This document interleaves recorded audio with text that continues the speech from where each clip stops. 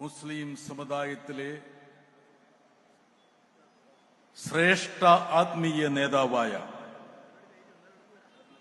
ഏവരും സ്നേഹത്തോടെയും ബഹുമാനത്തോടെയും വിളിക്കുന്ന ബഹുമാന്യനായ ഉസ്താദ്, വേദിയിലെ വിശിഷ്ട വ്യക്തികളെ, പ്രിയപ്പെട്ട സഹോദരന്മാരെ,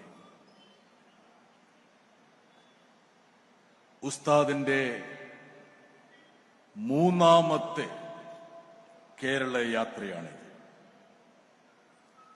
ഈ യാത്രയുടെ ഇതിവൃത്തമെന്ന് പറയുന്നത് നമ്മുടെ രാജ്യത്ത്, നമ്മുടെ സമൂഹത്തിൽ നഷ്ടപ്പെടുന്ന മനുഷ്യത്വമെന്ന ആ തലത്തെ മുൻനിർത്തിയുള്ള ഒരു പര്യടനമാണ്. ഇന്ന് രാജ്യത്തെന്താണ് നടക്കുന്നത്, ലോകത്തെന്താണ് നടക്കുന്നത്, ഒരുപക്ഷെ മനുഷ്യൻ ഒരു ഇരുകാലി മൃഗമായി പരിണമിക്കുമ്പോൾ അരുത്. Deeply powered by AI, Filmora 15 understands your intent, dissolving the space എന്നുള്ള നിഷ്കർഷയോടെ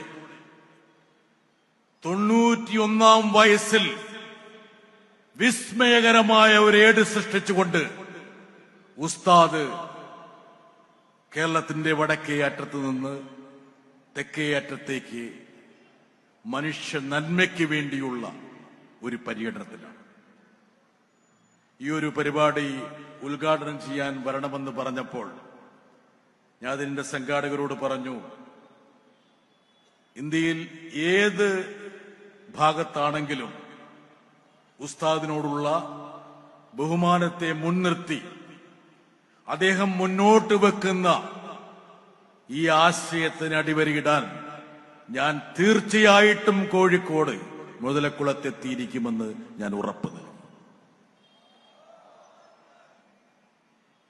ഉസ്താദിന്റെ മുതലക്കുളത്തെ ഹ്രസ്വമായിട്ടുള്ള ഒരു പ്രതിപാദനം ഞാൻ കാണുകയുണ്ടായി. ലോകത്ത്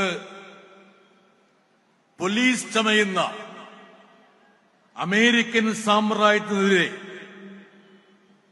ഇന്ത്യ സർക്കാർ നിശബ്ദത പാലിച്ചപ്പോൾ അമേരിക്ക ചെയ്യുന്നത് തെമ്മാടിത്തമാണെന്നും അക്രമിയുടെ പക്ഷത്ത് നിൽക്കാൻ പാടില്ല എന്നും ജനാധിപത്യത്തിന്റെ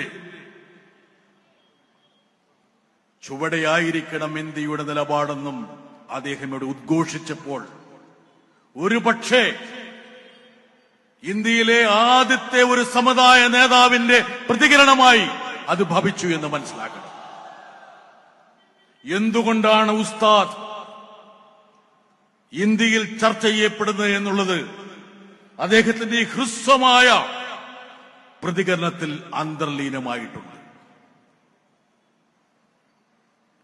വെനിസുല എന്ന് പറയുന്ന ഒരു പരമാധികാര രാഷ്ട്രത്തെ കീഴ്പ്പെടുത്തി അതിന്റെ പ്രസിഡന്റിനെയും അദ്ദേഹത്തിന്റെ സഹധർമ്മിണിയെയും തടവിലാക്കി കടത്തിക്കൊണ്ടുപോകുക എന്ന കാടത്തം അമേരിക്കൻ സാമ്രാജ്യത്വം കാണിച്ചപ്പോൾ കോഴിക്കോട് നിന്ന് അദ്ദേഹം ശബ്ദമുയർത്തിയത് ഇന്ത്യയല്ല ലോകം തന്നെ ശ്രദ്ധിക്കുമെന്ന് ഞാൻ വിചാരിക്കുക. ചേരിചേരാ പ്രസ്ഥാനത്തിന് നെടുനായകത്വമുണ്ടായിരുന്ന ഇന്ത്യ എന്തുകൊണ്ടാണ് നിശബ്ദതയുടെ വാൽമീകത്തിലേക്ക് പിൻവാങ്ങുന്നത്? മുൻകാലങ്ങളിൽ അമേരിക്ക നടത്തിയ എത്രയോ അതിക്രമങ്ങളെ ഇന്ത്യ തുറന്നു നിർത്തിയിട്ടുണ്ട്. എനിക്കെപ്പോഴും ഓർമ്മയുണ്ട്, ഇറാഖിനുമേൽ അമേരിക്ക യുദ്ധം വർഷിച്ചപ്പോൾ അന്ന് ഇന്ത്യ സർക്കാർ അതിനെ ശക്തിയുക്തം അപലപിച്ചു. എന്നാൽ കഴിഞ്ഞ ഏതാനും വർഷമായി ലോക പോലീസ് ചമഞ്ഞുകൊണ്ട് ഒരു പ്രത്യേക പക്ഷത്തിനു വേണ്ടി, ഇസ്രായേലിന് വേണ്ടി അമേരിക്ക നിലയുറപ്പിച്ചപ്പോൾ അതിനോടൊപ്പം ചേർന്ന് നിൽക്കുക എന്നുള്ള ഒരു ഇരട്ടത്താപ്പാണ് ഇന്ത്യ സർക്കാരിന്റെ ഭാഗത്തുനിന്നുണ്ടാകുന്നത്. ഇറാനെതിരെ ഏകപക്ഷീയമായ ആക്രമണം സംഘടിപ്പിച്ചു. ഇന്ത്യ നിശബ്ദത പാലിച്ചു. ലോകത്തിലെ പ്രധാനപ്പെട്ട പ്രതിസന്ധികളൊക്കെ സൃഷ്ടിച്ചത് അമേരിക്കയാണെന്നുള്ളൊരു തിരിച്ചറിവിലേക്ക് പാശ്ചാത്യ രാജ്യം പോലും ലോകങ്ങൾ പോലും മടങ്ങുമ്പോൾ എന്തുകൊണ്ടാണ് ലോകത്തിലെ ഏറ്റവും വലിയ ജനാധിപത്യ രാജ്യമെന്ന്, ജനാധിപത്യത്തിന്റെ മാതാവെന്ന് അവകാശപ്പെടുന്ന ഇന്ത്യ ഇതുപോലുള്ള നിശബ്ദതയുടെ കവചം എടുത്തണിയുന്നത് എന്നുള്ള ചോദ്യമാണ് ഉസ്താദിന്റെ ഹ്രസ്വമായ ആ പ്രതികരണത്തിലൂടെ നമ്മൾ മുമ്പോട്ട് വെക്കുന്നത്. എനിക്കെപ്പോഴും ഓർമ്മയുണ്ട്, സദാം ഹുസൈനെ അധികാരത്തിൽ നിന്ന് പുറത്താക്കാൻ വേണ്ടി അമേരിക്ക ഇറാഖിന് മേൽ യുദ്ധക്കെടുതികൾ ആരംഭിച്ച വേളയിൽ അന്ന് ബാഗ്ദാദ് സന്ദർശിക്കാൻ ഒരു അവസരം ലഭിച്ച ഒരു മാധ്യമ പ്രവർത്തകനാണ് ഞാൻ. അന്ന് അമേരിക്ക ഇറാഖിൽ കാട്ടിക്കൂട്ടിയ നിഷ്ഠൂരമായ ചെയ്തികളെ നേരിട്ട് കണ്ട് ബോധ്യപ്പെട്ട ഒരു എളിയ പത്രപ്രവർത്തകൻ എന്ന നിലയിൽ ഇന്നും എന്റെ മനസ്സിൽ പതിഞ്ഞു കിടക്കുന്ന ദൃശ്യങ്ങളുണ്ട്. ഒരുപക്ഷെ ഇവിടെ കൂടിയിരിക്കുന്ന ഈ മഹാസമുദ്രം അത് കേൾക്കണമെന്ന് എനിക്കൊരു ആഗ്രഹവുമുണ്ട്. ബാഗ്ദാദിന്റെ ഹൃദയഭാഗത്തുള്ള അൽ അമീറിയ എന്നുള്ള ഒരു ഷെൽട്ടർ ബോംബ് വർഷിക്കുമ്പോൾ സാധാരണക്കാരായ ജനങ്ങൾക്ക് അഭയം പ്രാപിക്കാൻ വേണ്ടി ഐക്യരാഷ്ട്രസഭ അംഗീകരിച്ചിരുന്ന ഒരു ബങ്കറായിരുന്നു. ബോംബിന് മുന്നറിയിപ്പ് നൽകിക്കൊണ്ട് അലാറം മുഴങ്ങിയപ്പോൾ 407 പേർ ആ ബങ്കറിൽ രാത്രി അഭയം തേടി. അതിൽ തൊട്ട് ദിവസം തലേന്ന് വിവാഹം കഴിച്ചവരുമുണ്ടായിരുന്നു. അമേരിക്ക ഈ ബങ്കറിന്റെ കിളിവാതിലൂടെ ലേസർ ബോംബുകൾ ബങ്കറിലേക്ക് കടത്തിവിട്ടു. നിങ്ങളൊന്ന് ചിന്തിക്കുക, ആ ബങ്കറിലുള്ള ആൾക്കാർ ആ ലേസർ ബോംബിന്റെ സ്ഫോടനത്തിൽ ഉരുകി മരിച്ചു. ഞങ്ങൾ ചെന്നപ്പോൾ ബങ്കറിന്റെ ഭിത്തിയിലേക്ക് വിവാഹ വസ്ത്രത്തോടെ ഉരുകിച്ചേർന്ന മനുഷ്യന്മാരെ ഞങ്ങൾക്ക് കാണാൻ കഴിഞ്ഞു.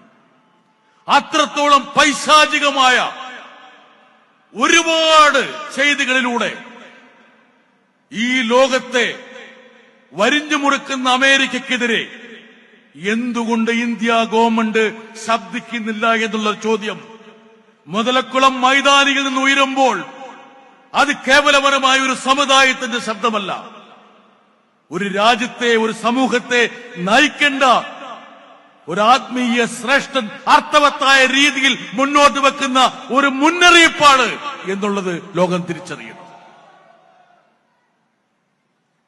ഒരു പൊതുപ്രവർത്തകൻ എന്ന നിലയിൽ, ഒരു പാർലമെന്റ് അംഗമെന്ന നിലയിൽ ഇന്ത്യയിൽ എന്താണ് സംഭവിക്കുന്നത് എന്ന് നേരിട്ട് കാണാനുള്ള ഭാഗ്യമോ നിർഭാഗ്യമോ ഉള്ളൊരു വ്യക്തിയാണ്. ഒരുപക്ഷെ കേരളത്തിലെ മാധ്യമങ്ങൾ റിപ്പോർട്ട് ചെയ്യാതെ പോയ ചില കാര്യങ്ങളുണ്ട്.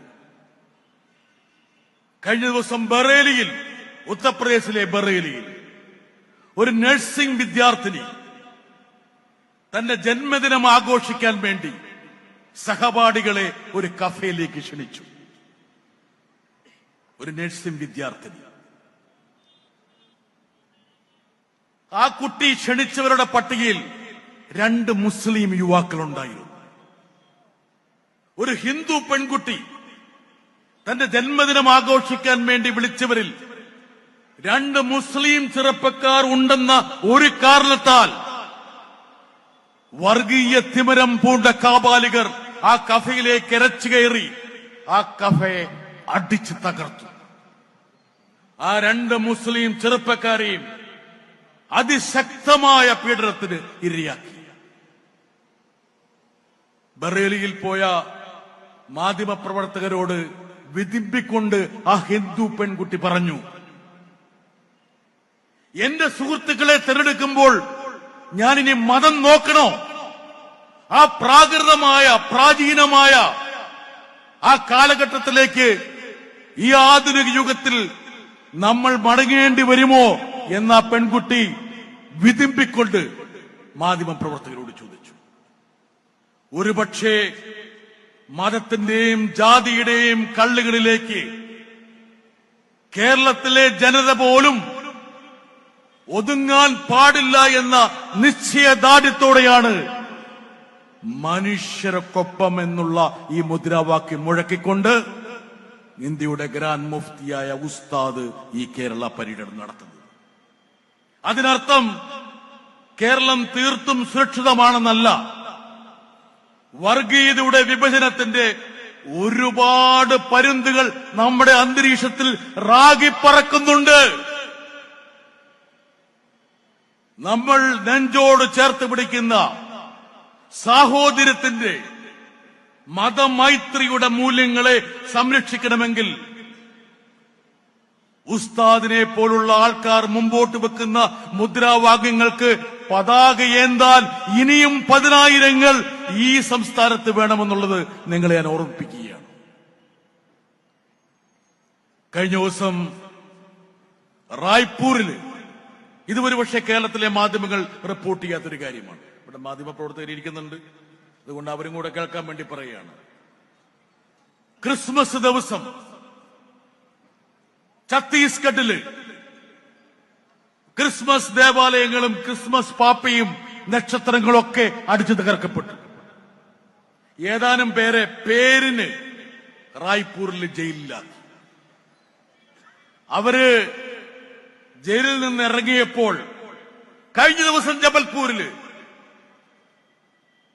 സംഘ് പരിവാറിന്റെ നേതൃത്വത്തിൽ വലിയൊരു ഘോഷയാത്ര ക്രൈസ്തവരെ ആക്രമിച്ച സ്കൂളുകളും ദേവാലയങ്ങളും തല്ലി തകർത്തവരെ ആഘോഷമായി സ്വീകരിച്ച് റായ്പൂരിന്റെ തെരുവീതിയിലൂടെ പ്രകോപനപരമായ മുദ്രാവാക്യം വിളിച്ച് അവർ നീങ്ങുന്ന ഒരു ദൃശ്യം. അവർ വിളിച്ച ഒരു മുദ്രാവാക്യത്തോടൊപ്പം ഒരു കീർത്തനവും ഉണ്ടായിരുന്നു. മഹാത്മാഗാന്ധിക്ക് ഏറ്റവും ശ്രേഷ്ഠമായിട്ടുള്ള കീർത്തനമാണ്. രഘുപതി രാഘവ രാജാറാം പതീത പാവന സീതാറാം. രാമനെ സ്തുതിക്കുന്ന ഒരു കീർത്തനമാണ്. പക്ഷേ ഈ കീർത്തനത്തിൽ ഒരു വരി കൂടി മഹാത്മാഗാന്ധി സ്വാതന്ത്ര്യ പ്രക്ഷോഭകാലത്ത് എഴുതി ചേർത്തിരുന്നു. ഈശ്വർ അല്ലാ തേരാ നാം സബ്കോ സന്മതി ദോ ഭഗവാൻ.